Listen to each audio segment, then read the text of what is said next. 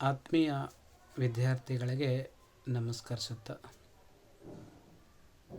ಪ್ರಥಮ PUCಯ ಜಾಗತಿಕ ಇತಿಹಾಸ ಇರ್ತಕ್ಕಂಥ ಇವತ್ತು ನಾವು ಪ್ರಾಚೀನ ನಾಗರಿಕತೆಗಳ ಬಗ್ಗೆ 1 ಮತ್ತು 2 ಅಂಕಗಳ ಬಗ್ಗೆ ಚರ್ಚೆ ಮಾಡುತ್ತಾ ಹೋಗೋಣ.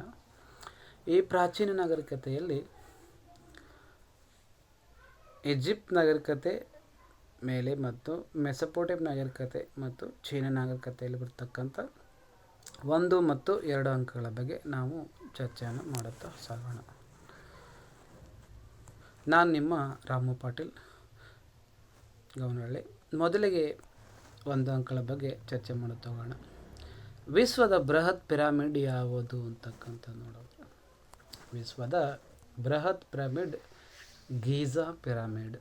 ನೆನಪಿಲ್ಲ ವಿದ್ಯಾರ್ಥಿಗಳೇ, ವಿಶ್ವದ ಬೃಹತ್ ಪಿರಮಿಡ್ ಯಾವುದಂದರೆ ಗೀಜಾ ಪಿರಮಿಡ್ ಅಂತಕ್ಕಂಥದ್ದು ನಾವಿಲ್ಲಿ ನೋಡ್ತೇವೆ. ಎರಡನೆಯ ಪ್ರಶ್ನೆ 1 ಅಂಕದ ಮೇಲೆ ಮೆಸೊಪೊಟೇಮಿಯಾದ ಪದದ ಅರ್ಥವೇನು ಅಂತ ಪ್ರಶ್ನೆ ಅದ. ಮೆಸೊಪೊಟೇಮಿಯಾದ ಪದದ ಅರ್ಥವೇನು ಅಂದರೆ ಮೆಸೊಪೊಟೇಮಿಯಾದ ಅರ್ಥವೇನೆಂದರೆ 2 ನದಿಗಳ ನಡುವಿನ ಪ್ರದೇಶ. ಮೆಸೊಪೊಟೇಮಿಯಾ ಅಂದರೆ 2 ನದಿಗಳ ನಡುವಿನ ಪ್ರದೇಶಕ್ಕೆ ಮೆಸೊಪೊಟೇಮಿಯಾ ಅಂತಕ್ಕಂಥದ್ದು ನಾವಿಲ್ಲಿ ನೋಡ್ತೀವಿ. ನೆನಪಿರಲಿ. ಇನ್ನು ಆ 2 ನದಿಗಳು ಅಂದರೆ ಯೂಫ್ರಟಿಸ್ ಮತ್ತು ಟೈಗ್ರಿಸ್ ಅಂತಕ್ಕಂಥದ್ದು ನೋಡ್ತೀವಿ. ಇನ್ನು 3ನೇ ಪ್ರಶ್ನೆ ತೂಗುವ ಉದ್ಯಾನವನವನ್ನು ನಿರ್ಮಿಸಿದವರು ಯಾರು? ನೋಡಿ, ಮೆಸೊಪೊಟೇಮಿಯಾದ ಒಂದು ನಾಗರಿಕತೆಯಲ್ಲಿ ತೂಗುವ ಉದ್ಯಾನವನ ಯಾರು ನಿರ್ಮಿಸ್ಯಾರಪ್ಪ ಅಂದರೆ ನೆಬೂಕಡ್ನೆಜರ್ ಅಂತಕ್ಕಂಥ ವ್ಯಕ್ತಿ ಅದನ್ನು ನಿರ್ಮಿಸ್ತಾನೆ. ತನ್ನ ಮಡದಿಗೋಸ್ಕರ ಈ ಒಂದು ಉದ್ಯಾನವನ್ನು ನಿರ್ಮಿಸ್ತಾನೆ. ಇದನ್ನು ಹಂಗಿಂಗ್ ಗಾರ್ಡನ್ ಅಂತ ಕೂಡ ಕರೀತಾರೆ. ಇದಕ್ಕೆ ಯೂಫ್ರಟಿಸ್ ನದಿಯಿಂದ ನೀರನ್ನು ಸರಬರಾಜು ಮಾಡಲಾಗ್ತಿತ್ತು. ಯಾವ ಉದ್ಯಾನವನಕ್ಕೆ? ತೂಗುವ ಉದ್ಯಾನವನಕ್ಕೆ ನೀರನ್ನು ಸರಬರಾಜು ಮಾಡಲಾಗ್ತಿತ್ತು. ಇದನ್ನು ನಿರ್ಮಿಸಿದ ಯಾರಪ್ಪ ಅಂದರೆ ನೆಬೂಕಡ್ನೆಜರ್ ಅಂತಕ್ಕಂಥ ವ್ಯಕ್ತಿ ಇದನ್ನು ನಿರ್ಮಿಸ್ತಾನೆ. 4ನೇ ಪ್ರಶ್ನೆ ಜಿಗ್ರತ್ ಎಂದರೇನು? ಜಿಗ್ರತ್ ಎಂದರೆ ಎತ್ತರದ ಶಿಖರಗಳುಳ್ಳ ದೇವಾಲಯವನ್ನು ಜಿಗ್ರತ್ ಎಂದು ಕರೆಯುತ್ತಾರೆ. ನೆನಪಿರಲಿ, ಎತ್ತರದ ಶಿಖರಗಳುಳ್ಳ ದೇವಾಲಯವನ್ನು ಜಿಗ್ರತ್ ಎಂದು ಕರೆಯುತ್ತಾರೆ. ಚೀನಾದ ಪ್ರಸಿದ್ಧ ದೊರೆ ಯಾರು? 5ನೇ ಪ್ರಶ್ನೆ ಅಂದರೆ ಚೀನಾದ ಪ್ರಸಿದ್ಧ ದೊರೆ ಯಾರು? ಸಿ ಹುವಾಂಗ್ ಟಿಯು ಚೀನಾದ ಪ್ರಸಿದ್ಧ ದೊರೆಯಾಗಿದ್ದಾನೆ. ನೆನಪಿರಲಿ ವಿದ್ಯಾರ್ಥಿಗಳೇ, ಚೀನಾದ ಪ್ರಸಿದ್ಧ ದೊರೆ ಅಂದರೆ ಸಿ ಹುವಾಂಗ್ ಟಿ. 1 ಸೆಕೆಂಡ್ ಸ್ವಲ್ಪ ನೆನಪಿರಲಿ. ವಿಶ್ವದ ಬೃಹತ್ ಪಿರಮಿಡ್ ಅಂದರೆ ಗೀಜಾ ಪಿರಮಿಡ್. ವಿಶ್ವದ ಬೃಹತ್ ಪಿರಮಿಡ್ ಅಂದರೆ ಗೀಜಾ ಪಿರಮಿಡ್. ಮೆಸೊಪೊಟೇಮಿಯಾದ ಪದ ಅರ್ಥವೇನೆಂದರೆ 2 ನದಿಗಳ ನಡುವಿನ ಪ್ರದೇಶಕ್ಕೆ ಮೆಸೊಪೊಟೇಮಿಯಾ ಅಂತ ಕರೆಯಲಾಗುತ್ತೆ. ಇನ್ನು ತೂಗುವ ಉದ್ಯಾನವನ್ನು ನಿರ್ಮಿಸ್ತಾರೆ ಅಂದರೆ ನೆಬೂಕಡ್ನೆಜರ್ ಅಂತಕ್ಕಂಥ ವ್ಯಕ್ತಿ ತೂಗುವ ಉದ್ಯಾನವನ್ನು ನಿರ್ಮಿಸ್ತಾನೆ. ಜಿಗ್ರತ್ ಎಂದರೆ ಅಂದರೆ ಎತ್ತರದ ಶಿಖರಗಳುಳ್ಳ ದೇವಾಲಯವನ್ನು ಜಿಗ್ರತ್ ಅಂತ ಕರೆಯಲಾಗುತ್ತೆ. ಇನ್ನು ಚೀನಾದ ಪ್ರಸಿದ್ಧ ದೊರೆ ಯಾರಪ್ಪ ಅಂದರೆ ಸಿ ಹುವಾಂಗ್ ಟಿ ಅಂತಕ್ಕಂಥ ವ್ಯಕ್ತಿ ಚೀನಾದ ಪ್ರಸಿದ್ಧ ದೊರೆಯಾಗಿರುತ್ತಾನೆ. ಇನ್ನು ನಂತರ ಪ್ರಶ್ನೆ ಯಾವ ನದಿಯ ದಂಡೆಯ ಮೇಲೆ ಈಜಿಪ್ಟ್ ನಾಗರಿಕತೆ ಬೆಳವಣಿಗೆ ಆಯಿತು? ಭಾಳಷ್ಟು ಇಂಪಾರ್ಟೆಂಟ್ ವಿದ್ಯಾರ್ಥಿಗಳೇ. 6ನೇ ಪ್ರಶ್ನೆ ಯಾವ ನದಿಯ ದಂಡೆಯ ಮೇಲೆ ಈಜಿಪ್ಟ್ ನಾಗರಿಕತೆ ಬೆಳವಣಿಗೆ ಆಯಿತು ಅಂದರೆ ನೈಲ್ ನದಿಯ ದಂಡೆಯ ಮೇಲೆ ಈಜಿಪ್ಟ್ ನಾಗರಿಕತೆ ಬೆಳವಣಿಗೆ ಆಯಿತು. ನೆನಪಿರಲಿ, ಇಡೀ ಜಗತ್ತಿನ ಅತ್ಯಂತ ಉದ್ದವಾಗಿ ಹರಿತಕ್ಕಂಥ ನದಿ ನೈಲ್ ನದಿ. ಈ ಒಂದು ನೈಲ್ ನದಿಯ ದಡದ ಮೇಲೆ ಈಜಿಪ್ಟ್ ನಾಗರಿಕತೆ ಬೆಳವಣಿಗೆ ಹೊಂದಿತು ಅಂತಕ್ಕಂಥದ್ದು ನೋಡ್ತೀವಿ. ಇನ್ನು 7ನೆಯ ಪ್ರಶ್ನೆ ಈಜಿಪ್ತಿಯನ್ನರ ಲಿಪಿಯನ್ನು ಏನೆಂದು ಕರೆಯುತ್ತಾರೆ? ವಿದ್ಯಾರ್ಥಿಗಳೇ, ಈಜಿಪ್ತಿಯನ್ನರ ಲಿಪಿಯನ್ನು ಏನೆಂದು ಕರೀತಾರೆ ಅಂದರೆ ಹೈರೋಗ್ಲಿಪ್ ಅಂತಕ್ಕಂಥದ್ದು ಈಜಿಪ್ತಿಯನ್ನರ ಲಿಪಿಯಾಗಿತ್ತು. ಏನೈತ್ರಿ? ಹೈರೋಗ್ಲಿಪ್ ಅಂದರೆ ಪವಿತ್ರ ಬರವಣಿಗೆ ಅಂತ ಅರ್ಥವನ್ನು ಕೊಡುತ್ತೆ. ಇನ್ನು ನಂತರ ಪ್ರಶ್ನೆ ವಿಶ್ವದ ಪ್ರಥಮ ಸಾಮ್ರಾಜ್ಞಿ ಯಾರು? ಇಲ್ಲಿ ಸಾಮ್ರಾಜ್ಞಿ ಇದೆ. ವಿಶ್ವದ ಪ್ರಥಮ ಮಹಿಳಾ ಸಾಮ್ರಾಜ್ಞಿ ಅಂದರೆ ಹತ್ಸೆಪುಟ್ಸ್ ಅಂತಕ್ಕಂಥ ಮಹಿಳೆ ವಿಶ್ವದ ಪ್ರಥಮ ಮಹಿಳಾ ಸಾಮ್ರಾಜ್ಞಿ. ಇಲ್ಲಿ ಹತ್ಸೆಪುಟತ್ ಅಂತ ಸ್ವಲ್ಪ ಬದಲಾವಣೆಯನ್ನು ಮಾಡ್ಕೋಬೇಕು. ಹತ್ಸೆಪುಸಟ್ ಅಂತಕ್ಕಂಥ ಮಹಿಳೆ ವಿಶ್ವದ ಪ್ರಥಮ ಮಹಿಳಾ ಸಾಮ್ರಾಜ್ಞಿ ಆಗಿದ್ದಾಳೆ. ಇನ್ನು 9ನೇ ಪ್ರಶ್ನೆ ಈಜಿಪ್ತಿಯನ್ನರು ತಮ್ಮ ರಾಜರ ಮೃತದೇಹವನ್ನು ಏಕೆ ಸಂರಕ್ಷಿಸಿ ಇಡುತ್ತಿದ್ದರು ಅಂತಕ್ಕಂಥದ್ದು ನೆನಪಿರಲಿ. ಈಜಿಪ್ಟ್ ರಾಜರು ತಮ್ಮ ರಾಜರ ಮೃತದೇಹವನ್ನು ಏಕೆ ಸಂರಕ್ಷಣೆ ಮಾಡ್ತಿದ್ದಾರೆ? ಅವರು ಆತ್ಮಗಳ ಮರು ಆಗಮನದಲ್ಲಿ ನಂಬಿಕೆ ಇಟ್ಟಿದ್ದುದು ಅಲ್ಲದೆ ಪುನರ್ಜನ್ಮದಲ್ಲಿ ವಿಶ್ವಾಸವಿದ್ದುದರಿಂದ ಶವಗಳನ್ನು ಮಮ್ಮಿಗಳಲ್ಲಿ ಸಂರಕ್ಷಿಡುತ್ತಿದ್ದಾರೆ. ನೋಡಿ, ಒಂದು ಆತ್ಮಗಳ ಮರು ಆಗಮನದಲ್ಲಿ ನಂಬಿಕೆ ಇತ್ತು, ಇನ್ನೊಂದು ಪುನರ್ಜನ್ಮದಲ್ಲಿ ಅವರಿಗೆ ವಿಶ್ವಾಸ ಇತ್ತು. ಹಾಗಾಗಿ ಶವಗಳನ್ನು ಮಮ್ಮಿ ಅಂತಕ್ಕಂಥವುಗಳಲ್ಲಿ ಸಂರಕ್ಷಣೆ ಮಾಡಿ ಇಡ್ತಿದ್ರು. ಅಂದರೆ ನಾರ್ಟನ್ ಅಂತಕ್ಕಂಥ ಲವಣದಿಂದ ಈ ಶವಗಳನ್ನು ಅವರು ಸಂರಕ್ಷಣೆ ಮಾಡಿ ಇಡ್ತಾ ಇದ್ರು ಅಂತಕ್ಕಂಥದ್ದು ನೋಡಿ. ನೆನಪಿರಲಿ ಒನ್ಸ್ ಅಗೇನ್, ಯಾವ ನದಿಯ ದಂಡೆ ಮೇಲೆ ಈಜಿಪ್ಟ್ ನಾಗರಿಕತೆ ಬೆಳವಣಿಗೆ ಆಯಿತಂದರೆ ನೈಲ್ ನದಿಯ ದಂಡೆಯ ಮೇಲೆ. ಈಜಿಪ್ತಿಯನ್ನರ ಲಿಪಿ ಏನೆಂದು ಕರೀತಾರೆ ಅಂದರೆ ಹೈರೋಗ್ಲಿಪ್ ಅಂತ ಕರೀತಾರೆ. ವಿಶ್ವದ ಪ್ರಥಮ ಮಹಿಳಾ ಸಾಮ್ರಾಜ್ಞಿ ಅಂದರೆ ಹಚ್ಚೆಪುಟ್ಸ್ ಅಂತಕ್ಕಂಥ ಮೇಲೆ ನೋಡ್ತೀವಿ. ಈಜಿಪ್ತಿಯನ್ನರು ತಮ್ಮ ರಾಜರ ಮೃತದೇಹವನ್ನು ಏಕೆ ಸಂರಕ್ಷಣೆ ಮಾಡ್ತಿದ್ದಾರೆ? ಆತ್ಮಗಳ ಮರು ಆಗಮನದಲ್ಲಿ ನಂಬಿಕೆ ಇಟ್ಟಿದ್ದು ಅಲ್ಲದೆ ಪುನರ್ಜನ್ಮದಲ್ಲೂ ವಿಶ್ವಾಸ ಹೊಂದಿರೋದ್ರಿಂದ ಶವಗಳನ್ನು ಮಮ್ಮಿಗಳಲ್ಲಿ ಸಂರಕ್ಷಣೆ ಮಾಡಿ ಇಡ್ತಾ ಇದ್ದರು. ನಂತರದ ಪ್ರಶ್ನೆ ವಿದ್ಯಾರ್ಥಿಗಳೇ, 10ನೇ ಪ್ರಶ್ನೆ, ತಾವೋ ಸಿದ್ಧಾಂತವನ್ನು ಯಾರು ಪ್ರತಿಪಾದಿಸಿದರು? ನೋಡಿ, ತಾವೋ ಸಿದ್ಧಾಂತವನ್ನು ಪ್ರತಿಪಾದಿಸಿದ ಚೀನಾದ ಒಬ್ಬ ಶ್ರೇಷ್ಠ ತತ್ವಜ್ಞಾನಿ ಯಾರಂದರೆ ಲಾವೋತ್ಸೆ ಅಂತಕ್ಕಂಥ ವ್ಯಕ್ತಿ ಈ ತಾವೋ ಸಿದ್ಧಾಂತವನ್ನು ಪ್ರತಿಪಾದಿಸ್ತಾನೆ ಅಂತಕ್ಕಂಥ ನಾವಿಲ್ಲಿ ನೋಡ್ತೀವಿ. ಇನ್ನು 11ನೇ ಪ್ರಶ್ನೆ, ಬೌದ್ಧ ಧರ್ಮವನ್ನು ಚೀನಾದಲ್ಲಿ ಜನಪ್ರಿಯಗೊಳಿಸಿದವರು ಯಾರು? ವಿದ್ಯಾರ್ಥಿಗಳೇ, ಭಾಳಷ್ಟು ಇಂಪಾರ್ಟೆಂಟ್ ಅದ. ಬೌದ್ಧ ಧರ್ಮವನ್ನು ಚೀನಾದಲ್ಲಿ ಜನಪ್ರಿಯಗೊಳಿಸಿದವರು ಯಾರಂದರೆ ಭಾರತದ ಬೌದ್ಧ ಭಿಕ್ಷುಗಳು ಮತ್ತು ವ್ಯಾಪಾರಸ್ಥರು. ನೆನಪಿರಲಿ, ಭಾರತದ ಬೌದ್ಧ ಭಿಕ್ಷುಗಳು ಹಾಗೂ ವ್ಯಾಪಾರಸ್ಥರು ಈ ಬೌದ್ಧ ಧರ್ಮವನ್ನು ಚೀನಾದಲ್ಲಿ ಅತ್ಯಂತ ಜನಪ್ರಿಯಗೊಳಿಸ್ತಾರೆ ಅಂತಕ್ಕಂಥ ನೋಡ್ತೀವಿ. ನೆನಪಲ್ಲಿ 1 ಅಂಕದ ಮೇಲೆ ಆವಾಗ ಈ ಪ್ರಶ್ನೆ ಕೇಳ್ತಾ ಇರ್ತಾರೆ. ಬೌದ್ಧ ಧರ್ಮವನ್ನು ಚೀನಾದಲ್ಲಿ ಜನಪ್ರಿಯಗೊಳಿಸಿದವರು ಯಾರು ಅಂದರೆ ಭಾರತದ ಬೌದ್ಧ ಭಿಕ್ಷುಗಳು ಹಾಗೂ ವ್ಯಾಪಾರಸ್ಥರು. ನೆನಪಿರಲಿ, ತಾವೋ ಸಿದ್ಧಾಂತವನ್ನು ಯಾರು ಪ್ರತಿಪಾದನೆ ಮಾಡ್ತಾರೆ? ಲಾವೋತ್ಸೆ. ಆಮೇಲೆ ಬೌದ್ಧ ಧರ್ಮವನ್ನು ಚೀನಾದಲ್ಲಿ ಜನಪ್ರಿಯಗೊಳಿಸ್ತಾರೆ ಯಾರಂದರೆ ಭಾರತದ ಬೌದ್ಧ ಭಿಕ್ಷುಗಳು ಹಾಗೂ ವ್ಯಾಪಾರಸ್ಥರು. ಇನ್ನು ನಂತರದ ಪ್ರಶ್ನೆ, ಅದು 2 ಅಂಕಗಳ ಪ್ರಶ್ನೆ, ಸ್ವಲ್ಪ ಗಮನ ಇರಲಿ.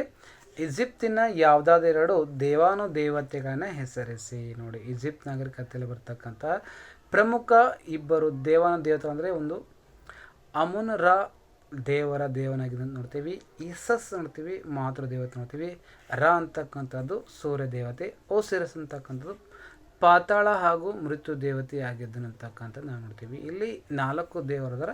ಯಾರಾದರೂ ಇಬ್ಬರನ್ನು ನೆನ್ಪಿಡ್ಬೋದು. ಅಮುನ್ ರಾ ನೆನ್ಪಿಡ್ಬೋದು, ಇಸಸ್ ನೆನ್ಪಿಡ್ಬೋದು, ರಾರ್ ನೆನ್ಪಿಡ್ಬೋದು, ಓಸಿರಸ್ ಅಂತಕ್ಕಂಥದ್ದು ನಾವಿಲ್ಲಿ ನೋಡ್ತೀವಿ.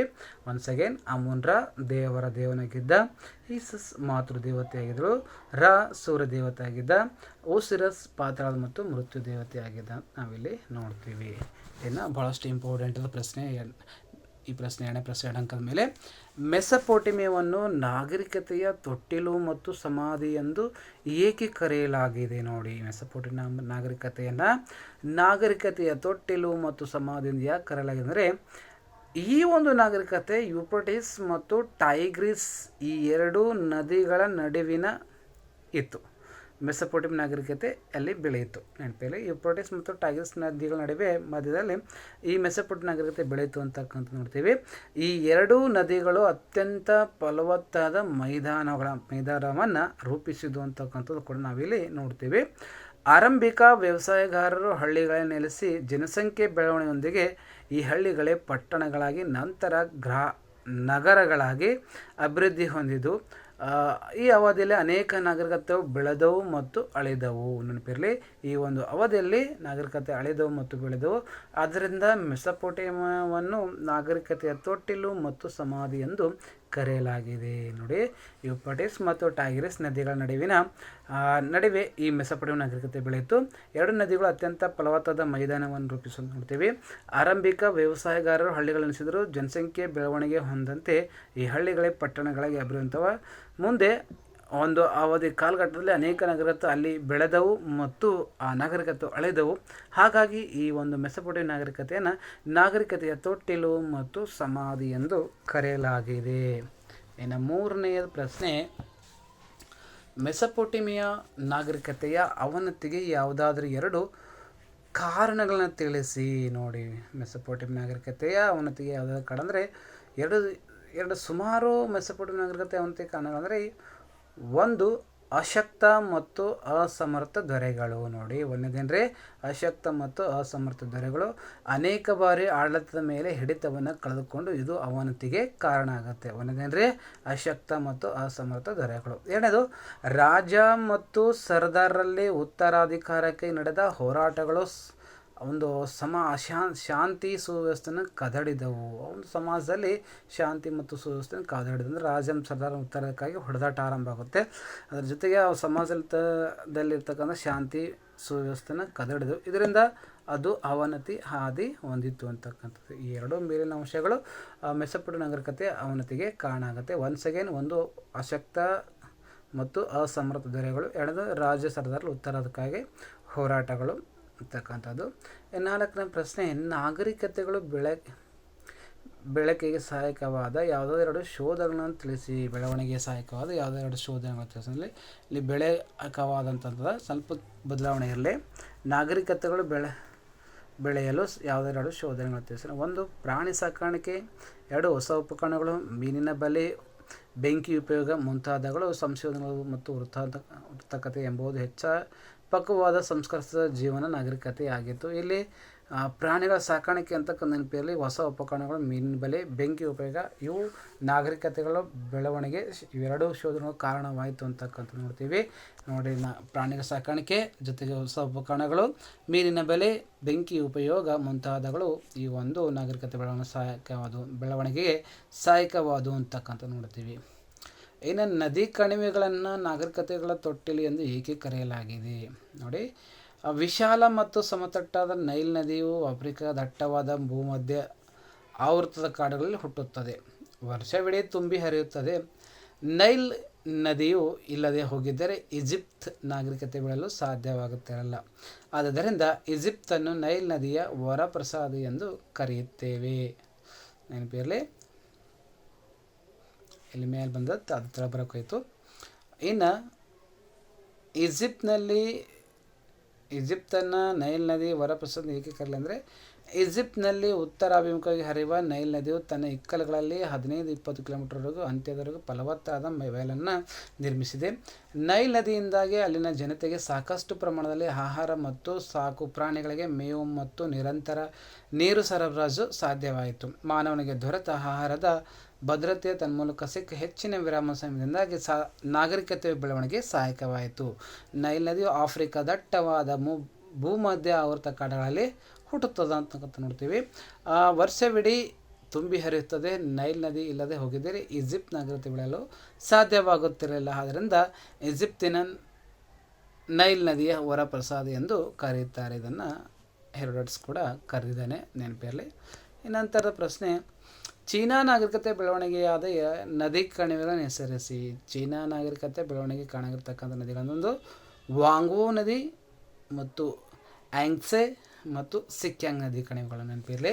ಚೀನಾ ನಾಗರಿಕತೆ ಬೆಳವಣಿಗೆಯಾದಾಗಲೂ ಕಾಣಗಿರ್ತಕ್ಕಂಥ ಎರಡು ನದಿಗಳು, ಒಂದು ವಾಂಗ್ವೋ ನದಿ, ಇನ್ನೊಂದು ಆ್ಯಂಗ್ಸೆ ಮತ್ತು ಚೀನಾದ ಸಿಕ್ಯಾಂಗ್ ಅಂತಕ್ಕಂಥ ನದಿ ಕಣಿವೆಗಳಿಂದ ಈ ನದಿಗಳ ದಡದಲ್ಲಿ ಚೀನಾ ನಾಗರಿಕತೆ ಬೆಳವಣಿಗೆ ಆಯಿತು ಅಂತಕ್ಕಂಥದ್ದು ನೋಡ್ತೀವಿ. ಇನ್ನು 8ನೇ ಪ್ರಶ್ನೆ, ಚೀನಾದ ಮಹಾಗೋಡೆಯನ್ನು ನಿರ್ಮಿಸಿದವರು ಯಾರು, ಏಕೆ ಅಂತಕ್ಕಂಥದ್ದು ನೆನಪಿರಲಿ. ಚೀನಾದ ಮಹಾಗೋಡೆಯನ್ನು ನಿರ್ಮಿಸಿದವರು ಸಿ ಹುವಾಂಗ್ಟಿ. ನೆನಪಿರಲಿ, ಸಿ ಹುವಾಂಗ್ಟಿಯು ಚೀನಾದ ಮಹಾಗೋಡೆಯನ್ನು ನಿರ್ಮಿಸ್ತಾನೆ. ಯಾಕಂದರೆ ಮಂಗೋಲನರ ದಾಳಿಯಿಂದ ಚೀನಾವನ್ನು ರಕ್ಷಿಸಲು ಚೀನಾದ ಮಹಾಗೋಡೆ ನಿರ್ಮಿಸ್ತಾನೆ. ನೆನಪಿರಲಿ, ಸಿ ಹುವಾಂಗ್ಟಿ ಏನು ಮಾಡ್ತಾನೆ, ಮಂಗೋಲರ ದಾಳಿಯಿಂದ ಚೀನಾವನ್ನು ರಕ್ಷಿಸಲುವಾಗಿ ಚೀನಾದ ಮಹಾಗೋಡೆಯನ್ನು ರಕ್ಷಿಸತಕ್ಕಂಥದ್ದು ನಾವಿಲ್ಲಿ ನೋಡ್ತೀವಿ, ರಕ್ಷಣೆ ಮಾಡ್ತಾನೆ ಸಿ ಹುವಾಂಗ್ಟಿ. ನೆನಪಿರಲಿ, ಚೀನಾ ನಾಗರಿಕತೆ ಬೆಳವಣಿಗೆಯಾದ ನದಿ ಕಣಿವೆಗಳು ಅಂದರೆ ಒಂದು ವಾಂಗ್ವೋ, ಆ್ಯಂಗ್ಸೆ ಮತ್ತು ಸಿಕ್ಯಾಂಗ್. ಇನ್ನೊಂದು ಚೀನಾದ ಮಹಾಗೋಡೆಯನ್ನು ನಿರ್ಮಿಸಿದವರು ಯಾರಂದರೆ ಸಿ ಹುವಾಂಗ್ಟಿ. ಯಾಕಂದರೆ ಮಂಗೋಲರ ದಾಳಿಯಿಂದ ಚೀನಾವನ್ನು ರಕ್ಷಿಸಲು ಚೀನಾದ ಮಹಾಗೋಡೆಯನ್ನು ಸಿ ಹುವಾಂಗ್ಟಿ ಅಂತಕ್ಕಂಥ ವ್ಯಕ್ತಿ ಅದನ್ನು ನಿರ್ಮಿಸ್ತಾನೆ. ಈ ಪಾಠದ ದಲ್ಲಿ ಇನ್ನೂ ಕೆಲವು ಪ್ರಶ್ನೆಗಳ ಸ್ವಲ್ಪ ನೋಡೋಣ ವಿದ್ಯಾರ್ಥಿಗಳೇ. ಚೀನಿಯರು ಯಾವುದಾದ್ರೂ ಎರಡು ಪ್ರಮುಖ ವೈಜ್ಞಾನಿಕ ಶೋಧನೆ ತಿಳಿಸಿ. ನೆನಪಿರಲಿ, ಚೀನಿಯರ ಯಾವುದಾದ್ರೂ ಎರಡು ಪ್ರಮುಖ ವೈಜ್ಞಾನಿಕ ಶೋಧನೆ ಅಂದರೆ, ಒಂದು ಸೂಜಿ ಚಿಕಿತ್ಸೆ, ನಾವಿಕರ ದಿಕ್ಸೂಚಿ, ಇದರ ಜೊತೆಗೆ ಗಾಜು, ಕಾಗದ, ಛತ್ರಿ, ಚಮಚ ಇವು ಅವರ ವೈಜ್ಞಾನಿಕ ಶೋಧನೆಗಳು. ಇಲ್ಲಿ ಸೂಜಿ ಚಿಕಿತ್ಸೆ ಮತ್ತು ನಾಲ್ಕು ದಿಕ್ಸೂಚಿ ಭೂಕಂಪನ ಮಾಪಕ ಚೀನಿಯರ ಪ್ರಮುಖ ವೈಜ್ಞಾನಿಕ ಶೋಧನೆಗಳಾಗಿವೆ. ಇನ್ನು ಪ್ರಾಚೀನ ಚೀನಾದ ಯಾರಾದರೂ ಇಬ್ಬರು ತತ್ವಜ್ಞಾನಿಯನ್ನು ಹೆಸರಿಸಿ. ಅಂದರೆ ಪ್ರಾಚೀನ ಚೀನಾದ ಯಾರಾದರೂ ತತ್ವನ ಬಂದರು, ಒಬ್ಬರು ಲಾವೋತ್ಸೆ, ಇನ್ನೊಬ್ಬರು ಕನ್ಫ್ಯೂಷಿಯಸ್, ಇನ್ನೊಬ್ಬರು ಮೆನ್ಸಿಯಸ್ ಅಂತ ಕೂಡ ನಾವಿಲ್ಲಿ ನೋಡ್ತೀವಿ. ನೆನಪಿರಲಿ, ಲಾವೋತ್ಸೆ ಹಾಗೂ ಕನ್ಫ್ಯೂಷಿಯಸ್ ಹಾಗೂ ಮೆನ್ಸಿಯಸ್ ಇವರು ಚೀನಾದ ಪ್ರಮುಖ ತತ್ವಜ್ಞಾನಿಗಳು ಆಗಿದ್ದಾರೆ. ನೆನಪಿರಲಿ, ಲಾವೋತ್ಸೆ, ಕನ್ಫ್ಯೂಷಿಯಸ್ ಮತ್ತು ಮೆನ್ಸಿಯಸ್ ಅಂತಕ್ಕಂಥ ವ್ಯಕ್ತಿಗಳು ಪ್ರಮುಖ ತತ್ವಜ್ಞಾನಿ ಆಗಿದ್ದಾರೆ ಅಂತಕ್ಕಂಥದ್ದು ನಾವಿಲ್ಲಿ ನೋಡ್ತೇವೆ. ಈ ಪಾಠ ಒಂದು ಅಂಕ ಮತ್ತು 2 ಅಂಕಗಳು ಇಲ್ಲಿಗೆ ಮುಗಿಸೋಣ. ಈ ಪಾಠದ ಮೇಲೆ ಗೂಗಲ್ ಟೆಸ್ಟ್ ಕೂಡ ಇರುತ್ತೆ, ಅದನ್ನು ಡಿಸ್ಕ್ರಿಪ್ಷನ್ ಬಾಕ್ಸಲ್ಲಿ ಹಾಕಿರ್ತೀನಿ, ಆ ಲಿಂಕನ್ನು ಕಳಿಸಿರ್ತೀನಿ. ಆ ಲಿಂಕನ್ನು ಓಪನ್ ಮಾಡಿ ಟೆಸ್ಟನ್ನು ಬರೆಯಬಹುದು, ಪ್ರಾಕ್ಟೀಸ್ ಮಾಡಬಹುದು. ಹೆಚ್ಚಿನ ಅಂಕಗಳನ್ನು ಗಳಿಸಲಿಕ್ಕೆ ನಿಮಗೆ ಸಹಾಯಕವಾಗುತ್ತದೆ. ಧನ್ಯವಾದಗಳು ವಿದ್ಯಾರ್ಥಿಗಳೇ.